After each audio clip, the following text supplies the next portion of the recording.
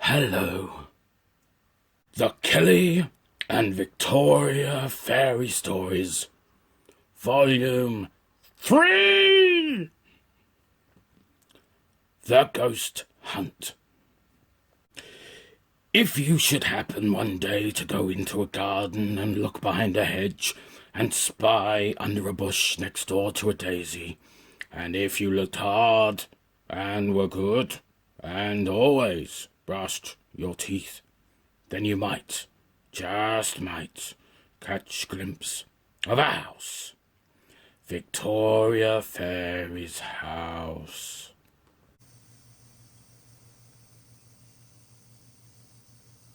It was a sunny day in Wedgwood Town, and Victoria Fairy had gone to Chesterfield's hairdresser's for her monthly haircut after returning from a fairy conference up north. I think I'll try something different. Maybe short and spiky like Kelly's mane. Could you jazz me up a bit, do you think? Something wild. She said to Chesterfield as she looked in the mirror at herself. Seeing all the latest fairy fashions had got her thinking. I know just the thing, said Chesterfield, undoing Victoria Fairy's bunches and setting to work on her red hair. Sad about Mr. Kelly, said Chesterfield. Going anywhere nice for your holiday? What's sad about Kelly? Asked Victoria Fairy, ignoring Chesterfield's holiday question. Well, I don't like to gossip, said Chesterfield, who actually loved to gossip. I said to Kennedy only the other day, I'm not one for gossip, I said. He's bought a new car, you know. I said to Tiger, you wouldn't have thought he needed one, not with living in town and all. You know, Tiger said, you don't look your age. I said, you'll never guess how old Victoria Fairy is. And he guessed, and he was wrong by... Victoria Fairy interrupted Chesterfield, as otherwise she'd never find out about Kelly. What's sad about Kelly?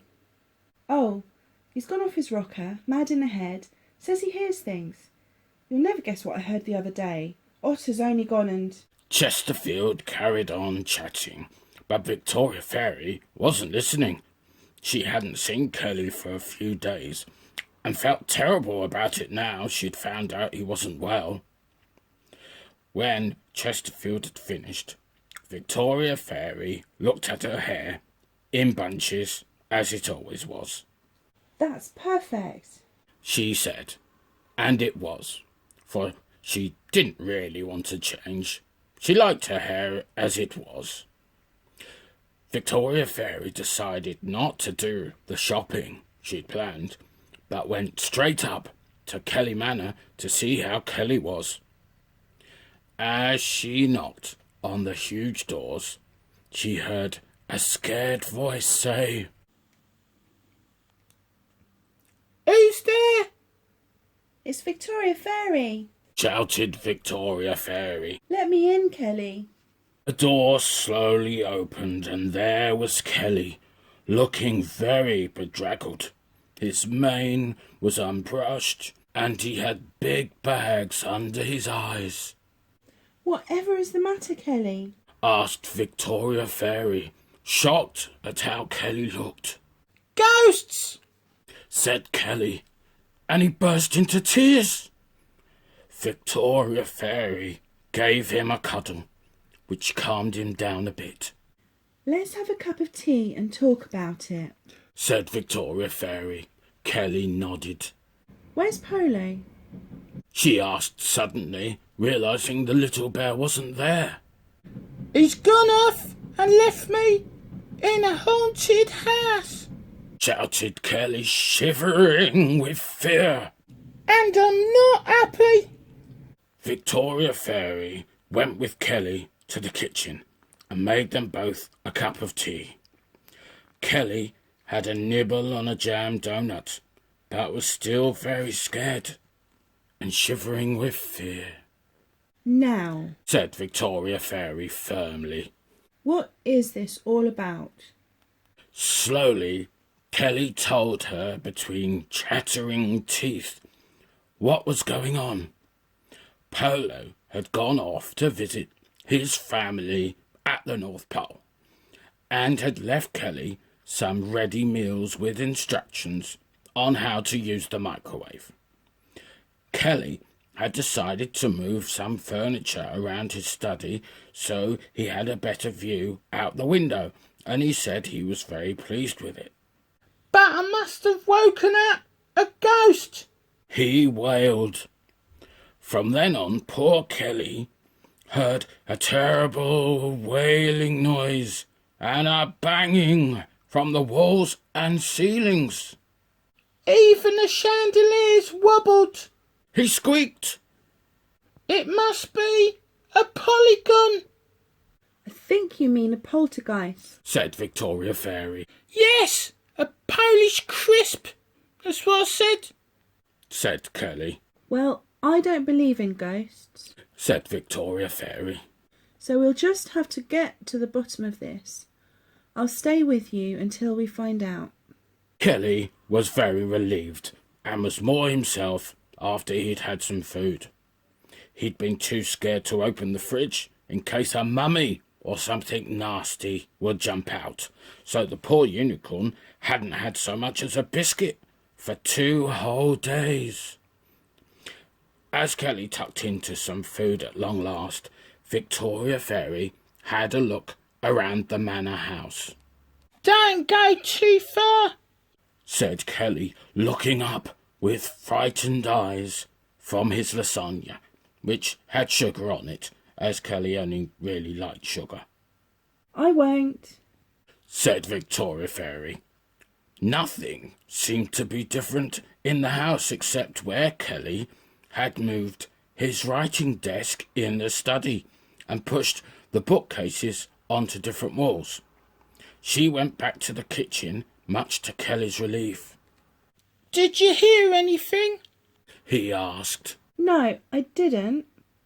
But as she spoke, there was a bang, and then some footsteps could be heard in the hallway.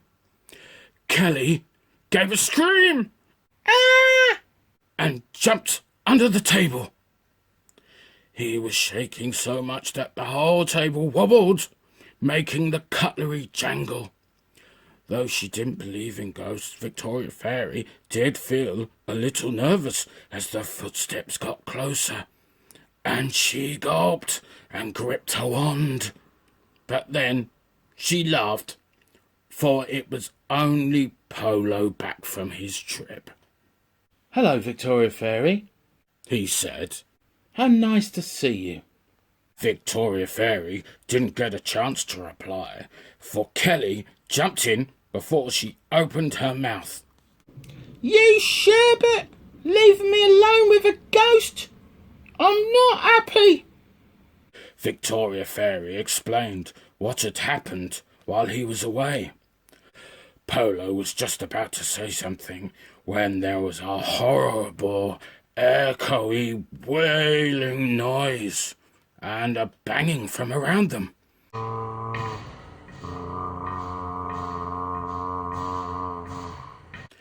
Kelly jumped back under the table, and even Polo looked a bit scared. Right.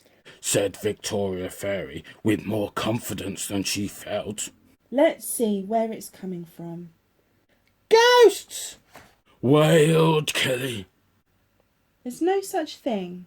Said Victoria Fairy, feeling a lot less sure as the noise rang through the house. It's a polygraph! Cried Kelly. It might be a burglar. Said Polo anxiously. A burgling ghost! Screamed Kelly. Nonsense. Said Victoria Fairy, hoping it wasn't. It's probably just a bird or something. A burgling ghost bird! Screeched Kelly, and he fainted on the floor. Polo revived Kelly by putting an ice cube down his collar. Ah! He cried as he fought to get the ice cube out, running about the kitchen. Kelly was so cross he forgot to be scared, and he stormed off in search of the burgling ghost bird. I'm gonna give it a piece of my mind. The sherbet. Victoria Fairy and Polo set off after him. Kelly got out his magnifying glass so he could look for clues, and they slowly got nearer to the wailing sound which seemed to be coming from the study. It's coming from behind that bookcase, said Victoria Fairy as they all listened carefully. Right, bird! Shouted Kelly as he and Polo pulled the bookcase away from the wall. You're for it now! Suddenly, as they looked at the wall behind the bookcase, a hidden door opened into the room, and out fell a little bear. It's our YBTS placement. Alf! Cried Polo. Why BTS? Asked Victoria Fairy. Youth Bear Training Scheme. Explained Polo. What were you doing in there, you sherbet? Said Kelly. You scared me half to death. Alf looked about at them nervously. Well, I just got back from getting the jelly beans Mr. Kelly wanted, He said. and Mr. Kelly was moving the furniture in here and had gone for a cup of tea when I saw this secret door. So I had a look inside and it closed accidentally behind me. Next thing I knew, I was trapped and I couldn't get out. And he burst into tears. Kelly, who had been really cross with him for scaring him, now looked more sorry for Alf and gave him a cuddle. It must have been awful trapped in there with no food, said Victoria Fairy. Oh, there was some food. I found this box of crackers, said Alf, pulling a box out from the doorway. My great Uncle Ethelred's magic crackers. Gasped Kelly. Everlasting crackers. I've always wondered where they could be. I can understand the banging, said Victoria Fairy. but what was that horrible noise? These! said Alf, pulling a strange contraption after him. Great Uncle Hector's pipes. Cried Kelly, and he jumped up and down on some bellows and then sat on the bag and played a jig on the pipes. They all had a dance around to celebrate, and then had cheese and crackers with a nice cup of tea. The crackers were wonderful, and the box magically refilled itself when it was empty. I didn't know you could play the bagpipes, Kelly, said Victoria Fairy, as they all had their fill of crackers. Oh, yes. All the family had to learn. You never know when it will come in handy. They certainly did for me. Piped Alf. I might have been stuck for ages. No, I would have missed you. Said Polo reassuringly. Well, at least we know there are no ghosts. Said Victoria Fairy. Bears are trouble enough.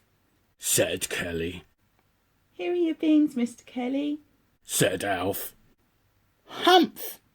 Said Kelly, pretending to be cross. But he played some more tunes on the pipes, and Victoria Fairy joined in on the fiddle while the bears danced.